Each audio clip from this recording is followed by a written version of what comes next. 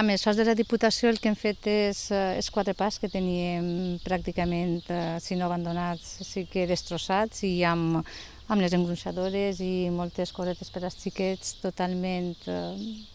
deshomologats i sense normativa, i hem fet els 4 pas municipals, els hem adaptat a normativa i, com podeu veure, penso que s'han quedat adequats per a cadascuna de les edats que hem pensat enfocar-los. Sí, els 4 pas amb financerament sostenible, amb les inversions, i després també tenim, com no, els nostres PEPOs, que en el 2016 hem aprofitat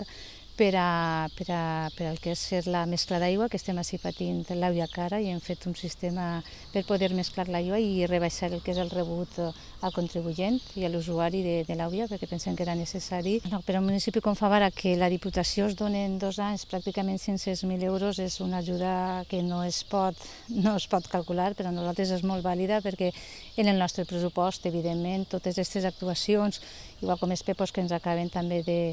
de donar, destinar-los al cementeri, que el tenim en runes,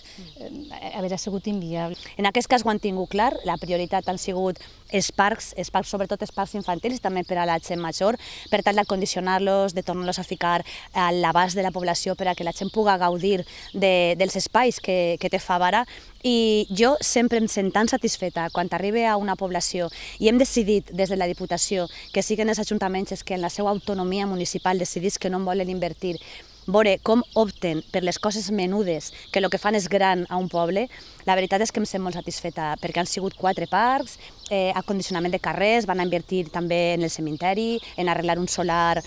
una tanca del solar per a tal que és un solar municipal, per a que els camions de Favara també puguen ahir aparcar. I la veritat és que quan parles amb l'alcaldessa i amb la regidora i veus tots els projectes que tenen i lo ben invertits que estan els diners, es sents orgullós de veure com des de les institucions s'ha donat un canvi a les prioritats. Sí, sabem que n'hi ha una reivindicació històrica també en el poble de Favara de traure la carretera de dins del poble. Realment és que només cal estar un ratet mirant com passa el trànsit que té aquesta carretera, i sí que ens hem compromès a intentar mediar per tal de poder parlar també en la Conselleria de Medi Ambient i en el diputat de Carreteres, sentar-nos a la taula i veure quina és la solució que li podem donar a aquest problema històric de Favara, que l'alcaldessa i el seu equip de govern tenen moltíssim d'interès en solventar.